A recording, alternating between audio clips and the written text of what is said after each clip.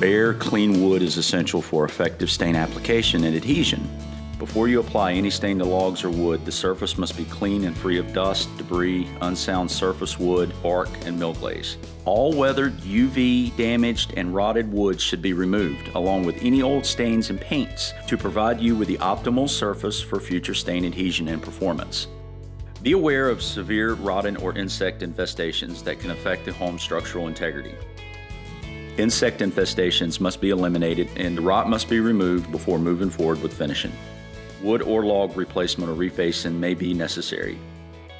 Many older wood homes have an old stain, paint, or clear coat on them, and most homeowners don't know what brand or type of stain it is. Unless that old paint or stain is in good shape, it's best to remove it completely. Removing it exposes the sound wood underneath. The new stain adheres much better to the sound wood and you get greater longevity out of the stain. The wood must be dried to a surface moisture content of 18% or less, and the drier the better. Use a wood moisture meter to avoid any guessing. Even though the wood is dry to the touch, that doesn't necessarily mean that the moisture has completely evaporated out of the substrate.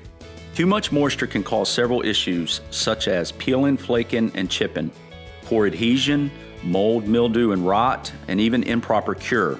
All of these moisture-induced problems can be expensive to fix and reoccur if their causes are not determined and solved or fixed. Choosing wood and finish tones will complete the overall look you want to achieve with your build. It's important to request samples and test several different stains and colors to ensure you get the color you desire.